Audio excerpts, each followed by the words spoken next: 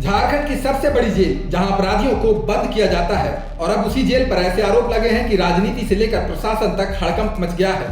आरोप है कि जेल के अंदर एक महिला कैदी का कथित यौन शोषण हुआ।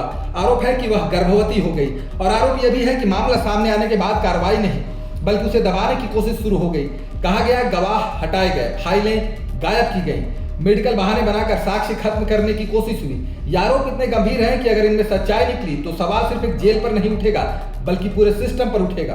नेता प्रतिपक्ष बाबूलाल मरांडी ने मुख्यमंत्री हेमंत सोरेन को पत्र लिखा है, लेकिन कहानी सिर्फ पत्र की नहीं, कहानी उन आरोपों की है जो उसमें लिखे गए हैं। दावा किया गया है कि रांची स्थित बिरसा मुंडा केंद्रीय कारागार के भीतर एक महिला कैदी का कथित तौर पर लगातार यौन शोषण हुआ और बाद में उसके गर्भवती होने की बात सामने आई। सोचिए, एक महिला जो पहले से हिरासत में है, जिसकी सुरक्षा पूरी तरह राज्य के हाथ में है, अगर उसी के साथ जेल के अंदर कुछ गलत होने का आरोप लगे तो सवाल कितना बड़ा बन जाता है। जेल जहां कानून लागू होना चाहिए, क्या वहां कानून ही कमजोर पड़ गया?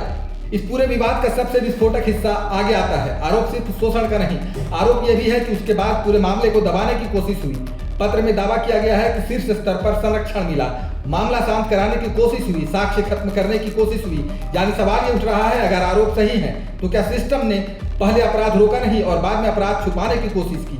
ये आरोप सीधे जेल प्रशासन की विश्वसनीयता पर हमला करते हैं। पत्र में कहा गया कि कथित पीड़ित महिला इलाज और बीमारी के बहाने बार बार जेल से बाहर ले जाया गया। अब दावा क्या है?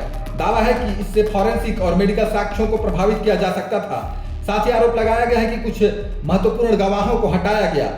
अगर किसी मामले में साक्ष्य और गवाह दोनों सवालों में आ जाएं तो जांच से पहले ही भरोसा कमजोर होने लगता है।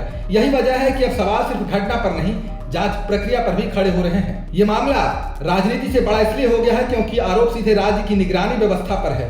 क्या निष्पक्ष जांच होगी? क्या सरकार आधिकारिक जवाब देगी? क्या जेल प्रशासन सामने आएगा? और सबसे अहम, अगर जेल जैसी जगह में महिला कैदी की सुरक्षा पर सवाल उठे तो आम आदमी सिस्टम पर भरोसा आखिर कैसे करेगा? फिलहाल ये सारे आरोप एक राजनीतिक पत्र के जरिए सामने आए हैं। इनकी स्वतंत्र पुष्टि अभी नहीं हुई है और सरकार की तरफ से विस्तृत प्रतिक्रिया भी बाकी है। लेकिन एक बात साफ है, आरोप इतने भारी हैं कि चुप्पी अब खुद सवाल बनती जा रही है। अब देखना होगा सच्चाई बाहर आती है या आरोप और राजनीति के शोर में दब जाती है।